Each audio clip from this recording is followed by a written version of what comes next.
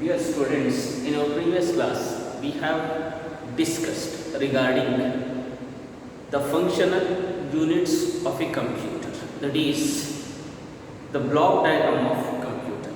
Regarding those things, we have discussed in our previous class.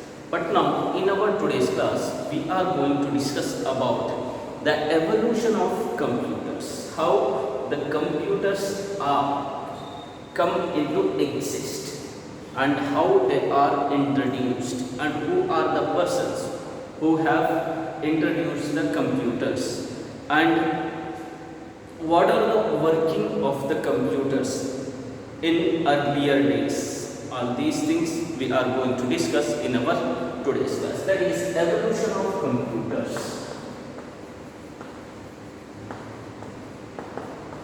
Evolution of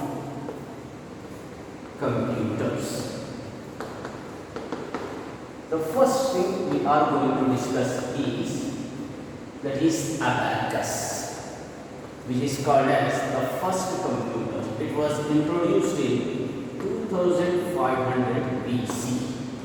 Abacus was the first computer and it was introduced in 2500 BC. Okay, come. Now we shall see what is actually the abacus and how it was working, for which type of calculations this abacus was used. Okay, abacus was the first known calculating machine. First known calculating machine. Abacus was the first known calculating machine. Abacus can be called as the first known calculating machine. Okay, abacus was used for calculating purposes. And how it is made up of? It is made up of beads. Okay, beads are the type of, they are like what we call, they are like pearls.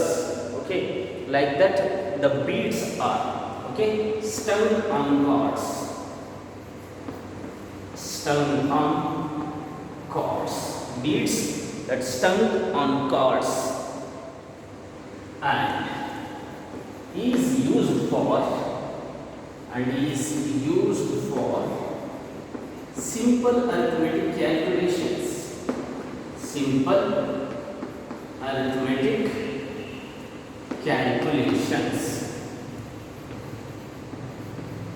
It is used for simple arithmetic calculations. I will show you the diagram of abacus. Then you will come to know how the abacus looks like and what are these beads. Okay, and what are the chords. All those things. About these things you will come to know when I will show you the figure of the picture of the abacus. And abacus was used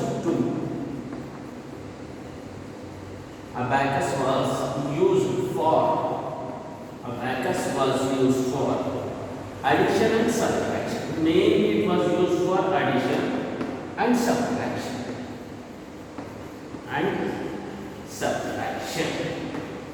It was used for addition and subtraction, and later for multiplication and division, and later for multiplication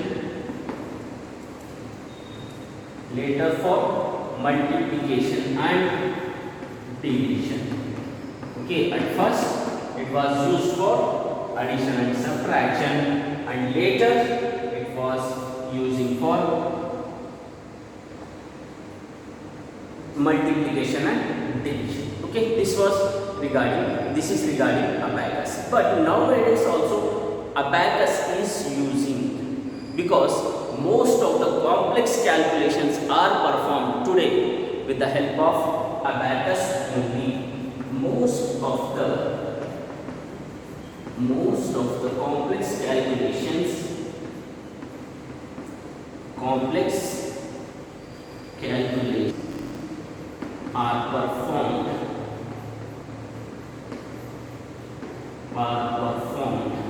by today's computers. Okay, are performed by today's computers.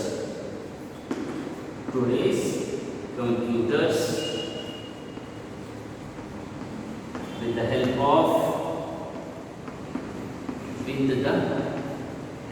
of abacus.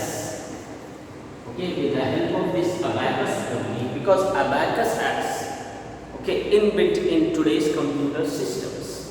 So the most of the complex calculations are performed by today's computer is with the help of abacus only. See, abacus looks like this. Okay, this is called as abacus. Okay, it is having, see, frame, then bar. Okay, after that unit points, then upper beads. These red things are called as beads. They are called as beads. Okay, on which they are joined, they are combined.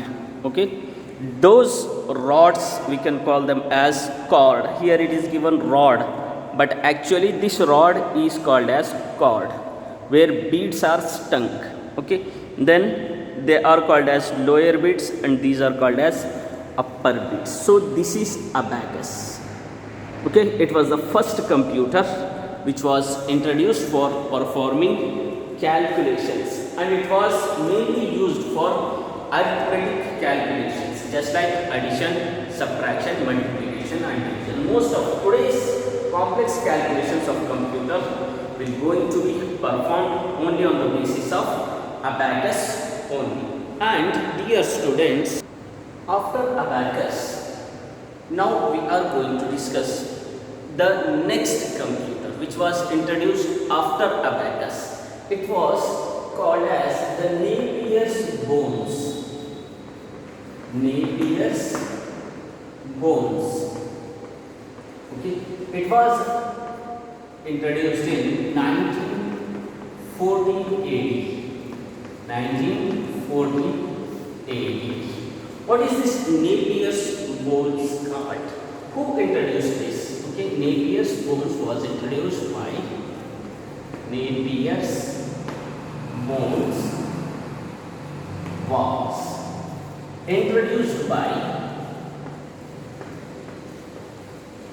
was introduced by John Napier.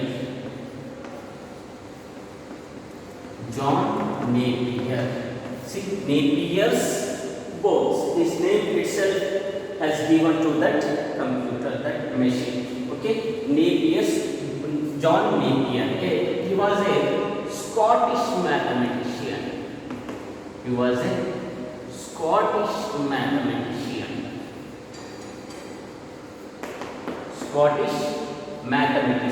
Okay, he introduced Napier's bones as an aid of introduced. Okay, right like this. He introduced Napier's bones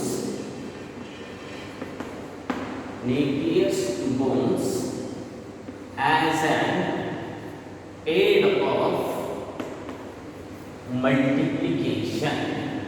Okay, he was introduced this for multiplication, for performing multiplications. Napier's bones was introduced by John Napier, who was a Scottish mathematician in 1914 AD. Okay, it consists of, how it looks like, it consists of a set of bones. Okay, it was a set of bones. Napier's bones was made up of bones, and then it consists of a set of bones and 9 rods. Okay, it consists of a set of bones and 9 rods, each of number E. Okay, it is each.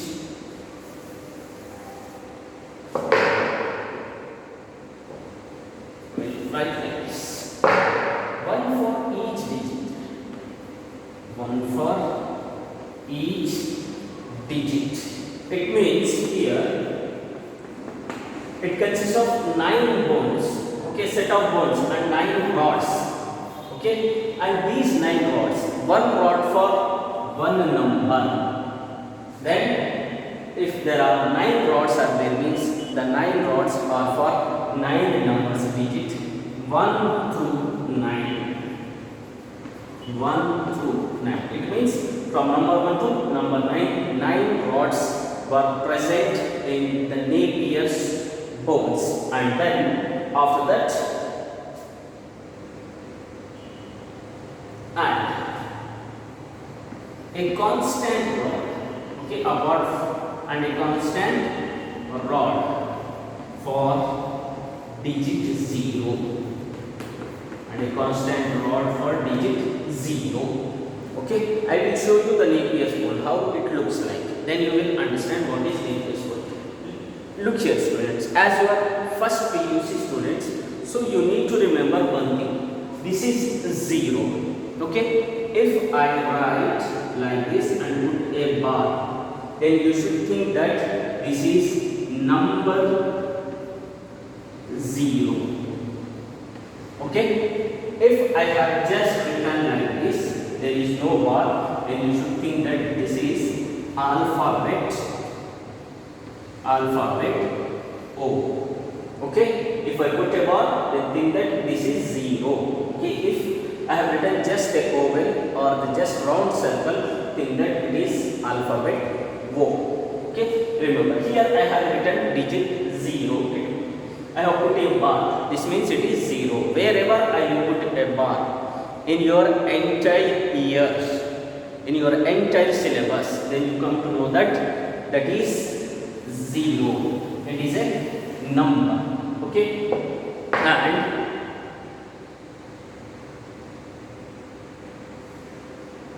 zero, okay, and a rod is similar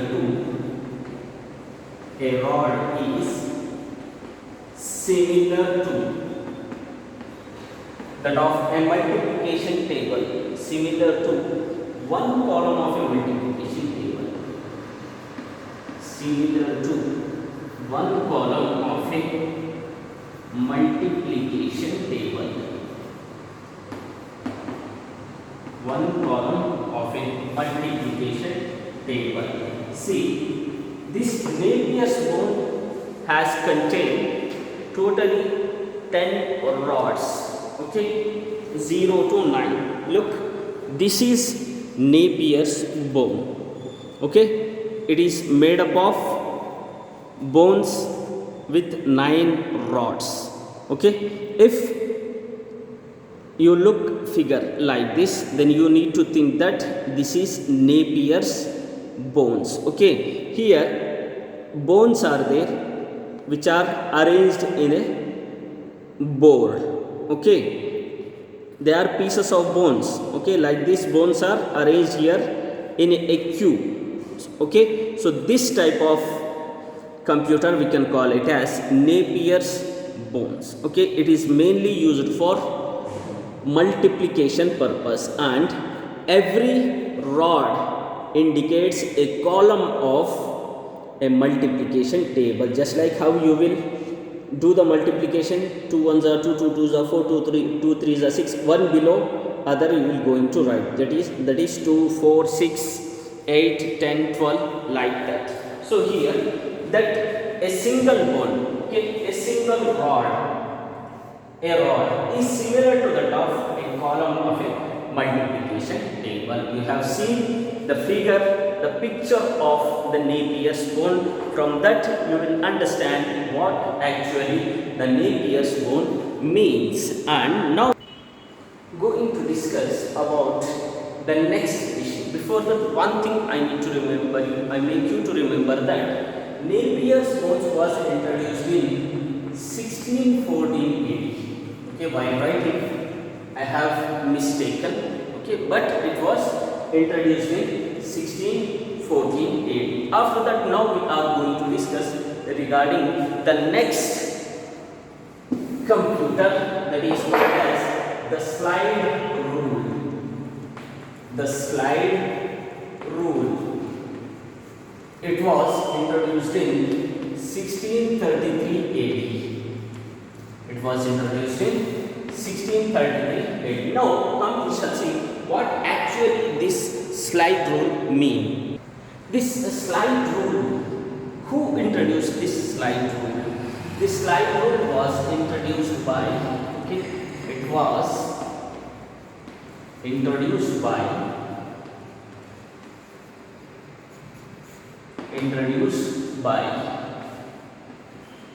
William Orchard.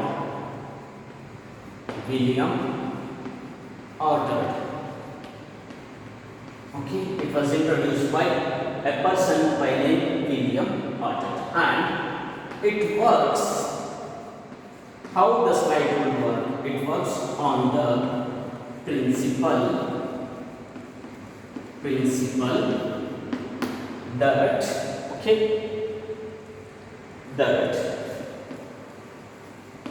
this slide rule is having one principle. Okay, based on that principle, this slide rule going to work. I will show you the figure as I have shown the previous figures. This will also I will show you. But how it works? It is having a principle. Based on that principle, this slide rule will work. Okay, it works on the principle that the actual distance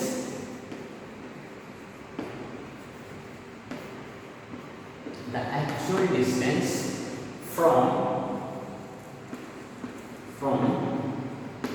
see, this is the principle. Okay, the actual distance from the starting point of the rule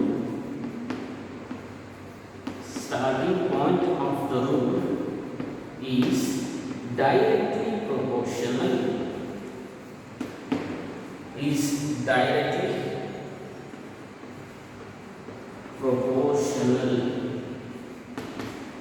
to the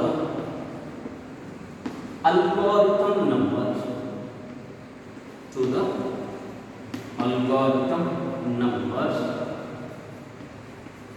printed on the rule. See, this slide rule is having one principle from here to here. That this principle, the slide rule principle, states that the actual distance from the starting point of the rule. Okay, I will show you the rule. Starting point of the rule, it is directly proportional to the algorithm number printed on the rule. Based on this rule, based on this principle, the slide rule is going to work. See, this is your slide rule. See, this is slide rule. It looks like a scale, but it is having some principle.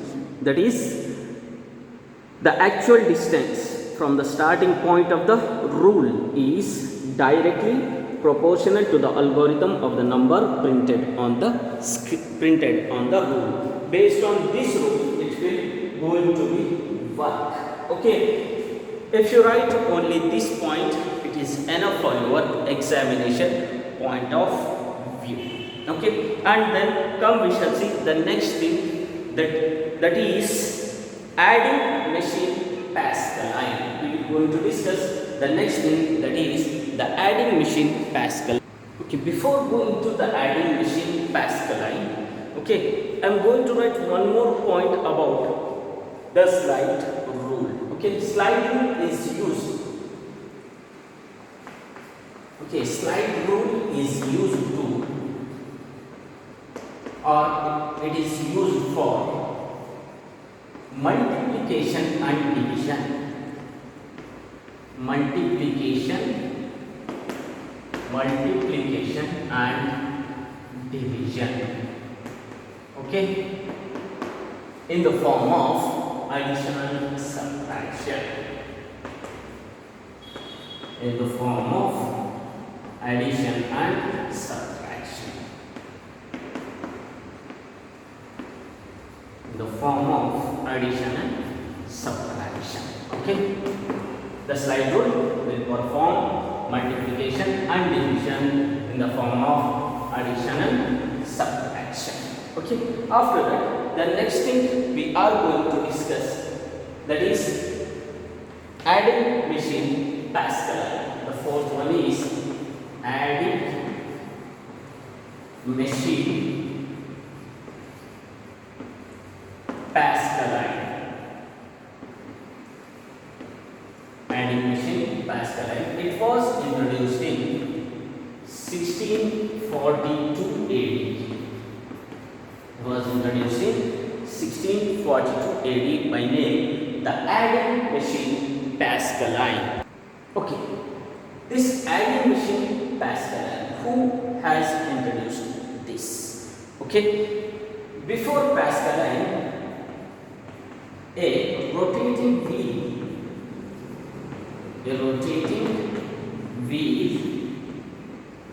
calculator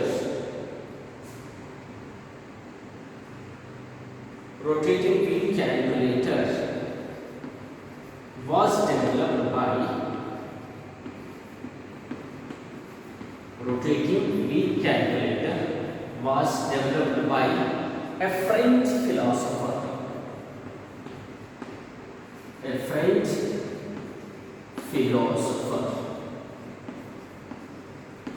Rotating wheel calculator was introduced by a French philosopher. But after this, okay, a person by name Blaise Pascal introduced the first mechanical calculator. Blaise Pascal introduced the first mechanical calculator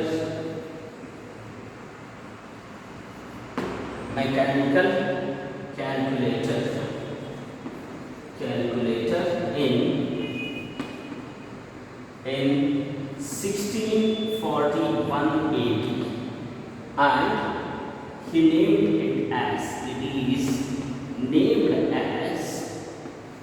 named as Pascaline. Okay, Blaise Pascal was introduced a mechanical calculator in 1641 AD, and it named as this mechanical calculator was named as Pascaline, which we will be going to call as the adding machine Pascal. Why? What made Blaise Pascal to introduce this Pascaline machine? Okay, he was inspired by his father's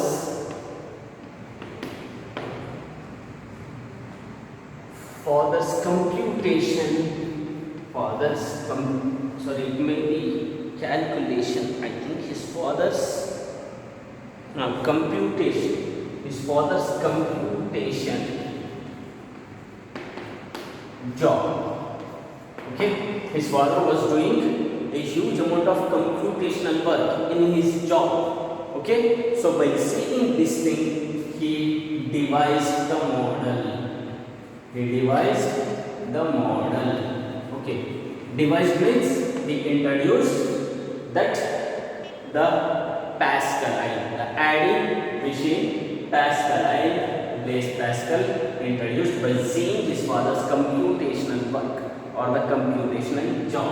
And he was, Blaise Pascal was, 19 years old when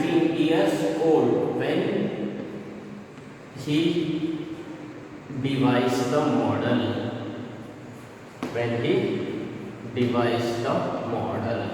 Okay, at the time of introducing adding machine Pascaline. Okay, Blaise Pascal was 19 years old. Okay, now come, we shall going to see now few more points regarding the adding machine Pascaline. How it looks like, I will show you. Okay, before that we shall see. It had a box. Okay, it is having a box and 8 movable wheels. 8 movable, okay, wheels called, okay, dials. It is having a box with 8 movable wheels called dials, and the calculations or the numbers are entered in dials. Okay, the numbers for calculations are entered in dials. Okay, these 8 movable wheels, they are called as dials. Then the numbers for calculations, they are entered in these dials. Okay, and it can add, okay, subtract, it will add, subtract, multiply and divide. All these calculations are done by the adding machine Pascaline. See, Pascaline looks like this. See, it is having a box with movable wheels, and these movable wheels are called as dials. Okay, so this is called as the adding machine Pascaline. So up to here what we have discussed, that is regarding this adding machine Pascaline. So hope you have understood regarding the adding machine Pascaline. And come, we shall going to discuss now the next thing. Dear students, now we are going to discuss about one more computer, that is by name Loom's calculator. Loom's calculator. Okay. A mathematician by name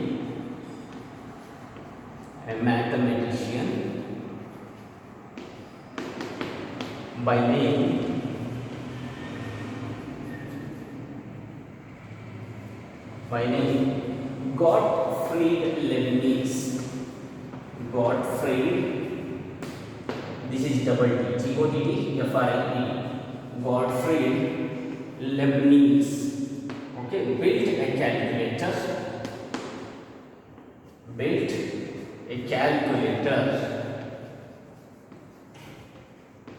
in 1950. Okay, for addition,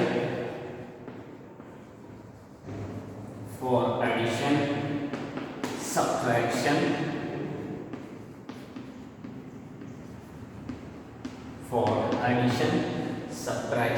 multiplication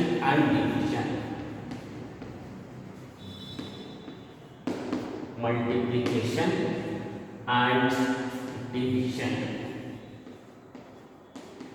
And that calculator can be called as the Leibniz calculator. See, Leibniz calculator looks like this. In 1650, this Leibniz calculator was introduced. Hope you have understood regarding that is Leibniz calculator. Now come, we shall see one more computer. It was introduced in 1801, that is called as Jacob's Loom. Okay, it was introduced in 1801. Okay, who introduced this Jacob's Loom and what is the use of this Jacob's Loom? Come, we shall see. This is little bit upgraded calculating machine with the printing technology. Okay, as we have discussed earlier, apart from all those things, this one is the upgraded machine along with the printing technology. Okay, in 1801, okay, a person by name Joseph Mary Jacquard, a person by name Joseph Mary Jacquard, okay, introduced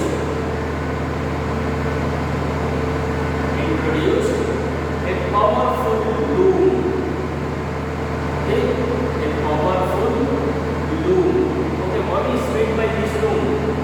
A looming machine which is used for handicrafts. That means for making cloths by hand. Okay, that is a loom machine. Okay, it looks like Jacquard's loom. It looks like a loom machine. Okay, so it is called as loom.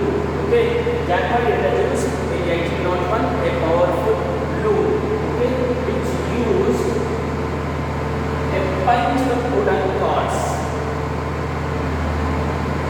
A punched wooden cards.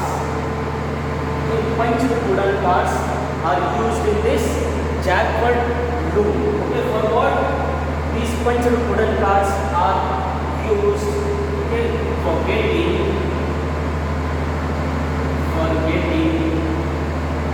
incredibly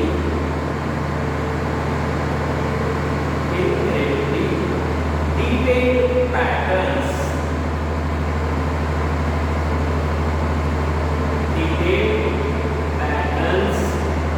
Okay, printed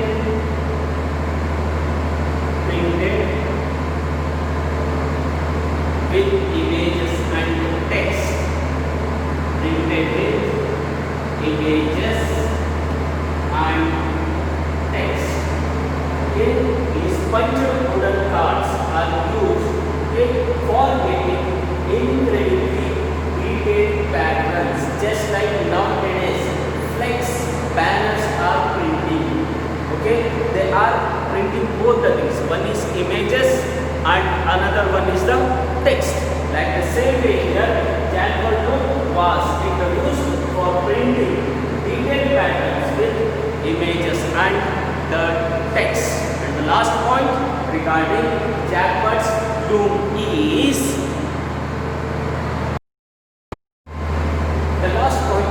that, okay, this Jacquard loom can be taken as, okay, this can be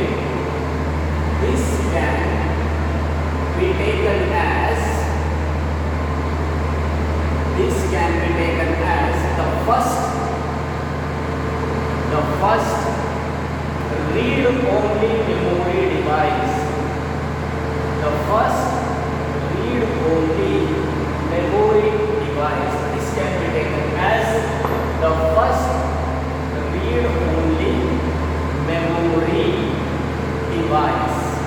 Okay, this Jacquard loom is taken as the read-only memory device. Now I am going to show you the figure of the Jacquard's loom. See, this is Jacquard's loom. It looks like a looming machine. Okay, loom is used for printing cloths. Okay, loom is used for manufacturing cloths by hand. Okay, so it looks like that loom. So this machine is called as Jacquard's loom because it was introduced by Joseph Mary Jacquard in 1801. So the person who has introduced this machine, his name itself is given to that machine and it is called as the Jacquard's loom.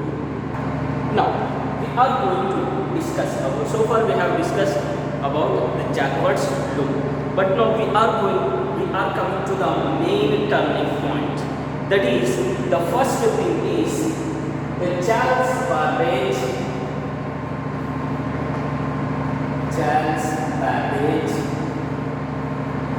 difference engine. Charles Babbage difference engine. Okay, it introduced in 1822. Okay, in 1822, Charles Babbage introduced an engine by name the difference engine. Okay, Charles Babbage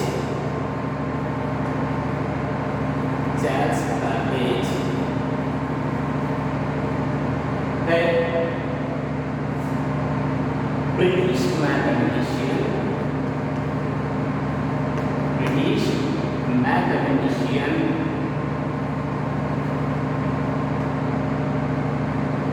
British mathematician and an engineer. British mathematician and an engineer. Okay, designed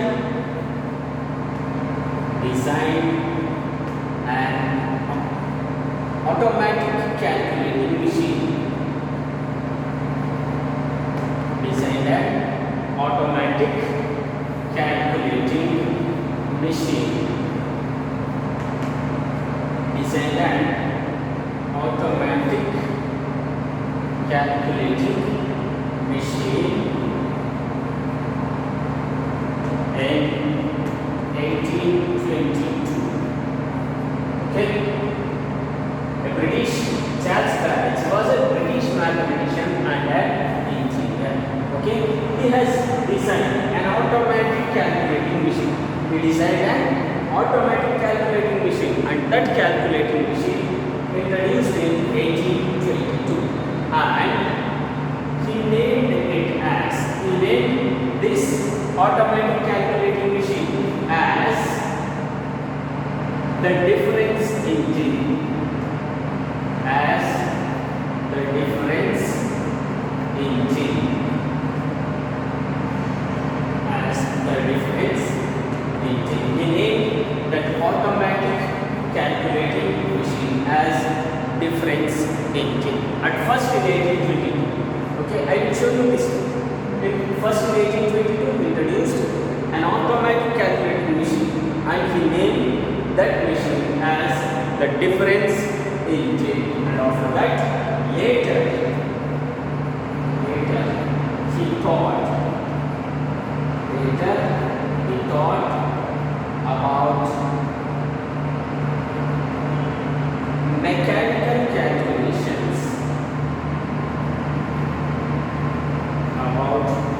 mechanical calculations.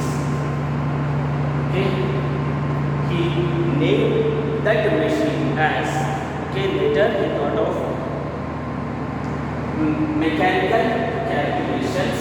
Okay, and after that, which was known as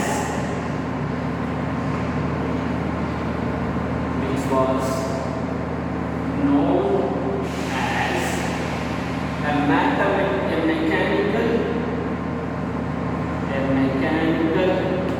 digital computer. A mechanical digital computer. First, what he did, he was introduced just a mathematical automatic calculating machine. Then he thought about mechanical things. Okay, then later think about mechanical calculation. Then later it was introduced. He did little changes in this difference engine, and it was introduced a mechanical digital computer, which will be called as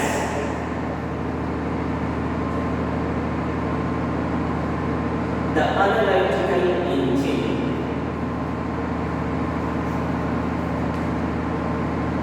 The analytical engine. First, what he did? Okay, he introduced just the normal calculating machine, and he named it as the difference engine. And by thinking about the mechanical calculations, he introduced one more machine by name the mechanical digital computer, and the name was given to this is the analytical engine. Okay, come we shall see few more points regarding this, the Charles Babbage difference engine. And Okay, this machine which later we introduced and given name the analytical engine. Okay, this analytical engine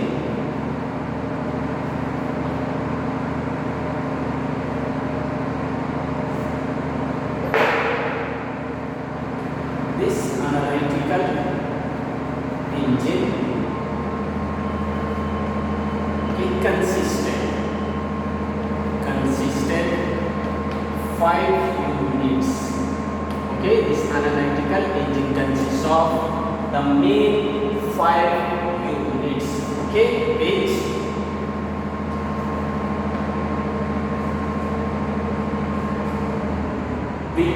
became the basic principles, okay, for the development of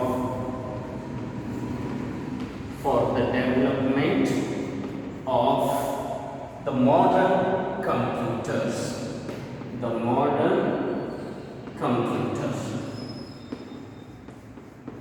Look here.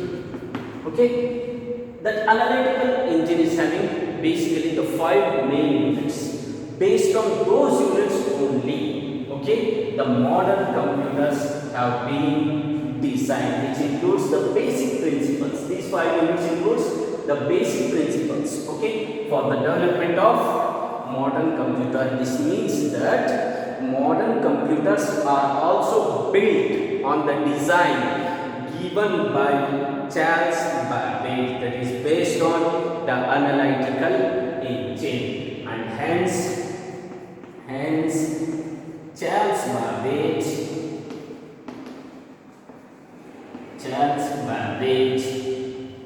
is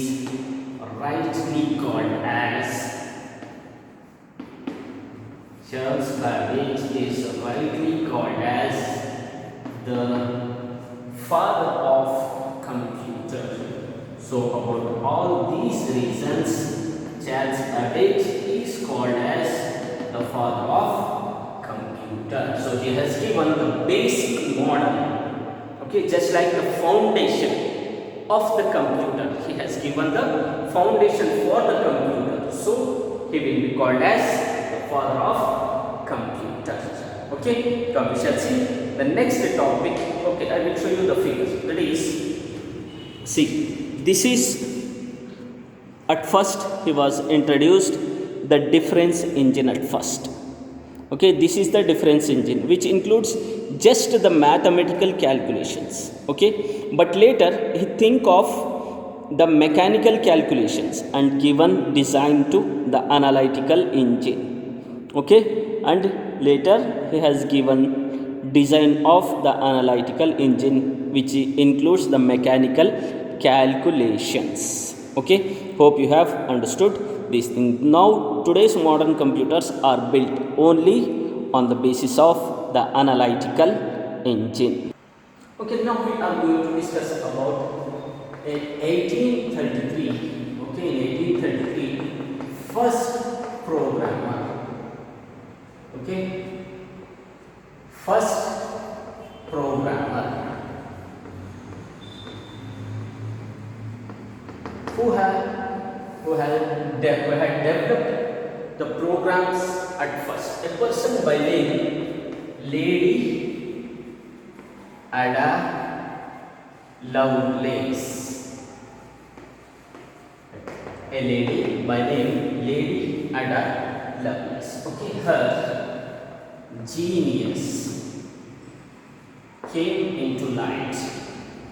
Okay, came into light strikingly with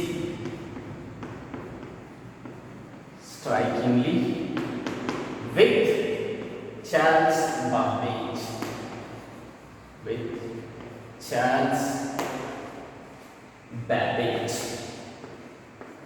It means that when Charles Babbage was introducing analytical machine, at that time a programmer by name Lady Ada Lovelace, she was building computer programs. When Charles Babbage was designing analytical engine. He was building a computer. At that time, Lady Ada Lovelace, she was introducing the programs. She was writing the computer programs. Okay, come. Babbage is on the way. He is on the way to his analytical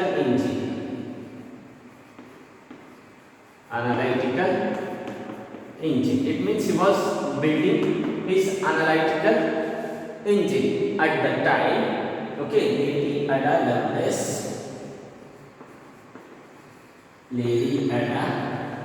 Lovelace introduced her first program.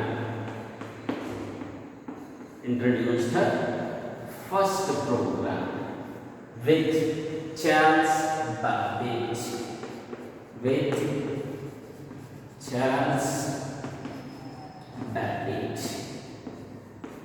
Okay, when Charles Babbage was introducing analytical engine. Okay, at that time,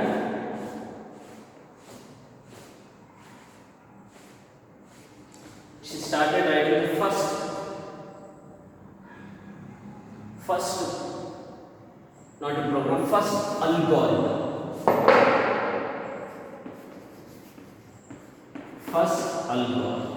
With Charles Babbage, and later she has predicted that these algorithms are going to be worked on Charles Babbage's computer, that is automatic mechanical engine, which is called as mechanical digital computer. Later, Lady Ada Lovelace, she has predicted that. Okay, analytical engine. She is Lady Ada Lovelace, and later she predicted that her algorithms are going to be worked on the analytical engine. So these are the few points regarding Lady Ada Lovelace. Only you may get one more question. Who is Lady Ada Lovelace? You need to write. She was the first programmer who has given or who has introduced the algorithms in 1833. So if you write this, your answer will be correct for the point of question.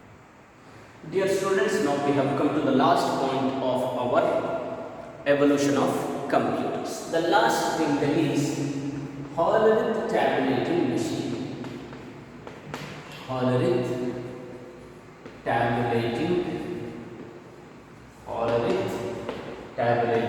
machine in 1890 AD. Okay, it was the last thing about your evolution of computers. An American, okay, an American by name Herman Hollerith. By name Herman Hollerith. He introduced a calculating machine.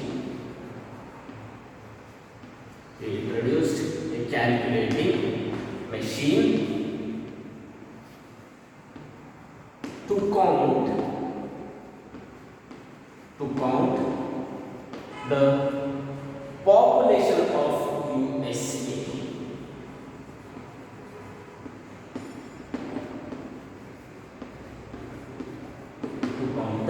Population of USA. Person by name Herman Hollerith. He was an American. He has introduced a calculating machine to count the population of the USA at that time. Okay, and then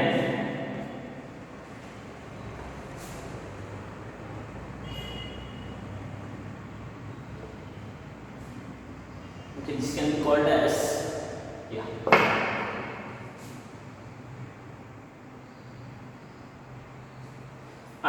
What is the use of that machine? This electronic machine,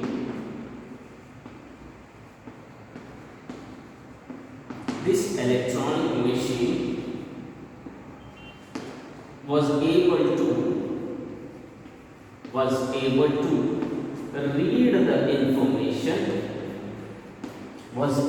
read the information, on punched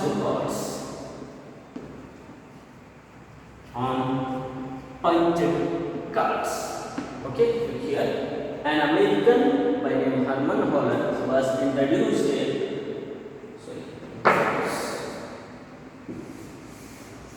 counting.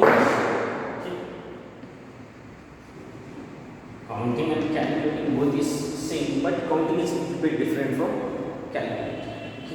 Counting machine to count the population of pigs.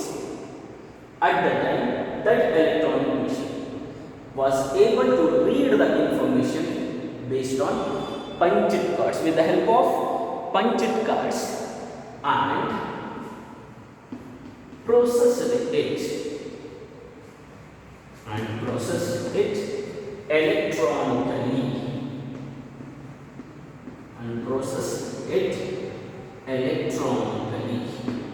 Okay, he used that machine for calculating the population of US, but that machine was working on, it means it was reading information with the help of punched cards and processed. It means it was calculated the population of US, okay, electronically, and it was given the result. And it was one of the main electronic calculating devices. It was one of the main electronic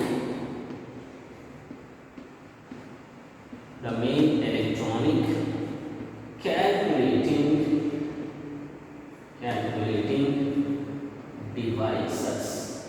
Okay, it was considered as one of the main calculating electronic devices.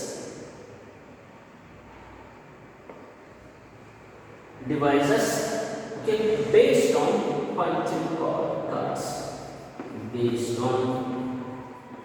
punched cards. Okay, because it works on the punched cards only, and we have left with only the last point. The last point is Herman Hollerith.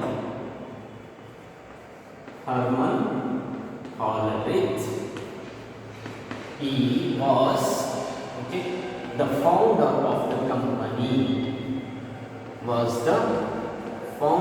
of the company. Okay, which company? Now we shall see. Company which now became famous as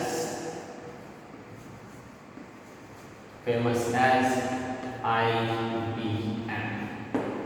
Okay, now IBM company is more famous, so that company was introduced by Herman Hollerith. Herman Hollerith was the founder of the IBM company. So dear students, up to here your evolution of computers will go into finish.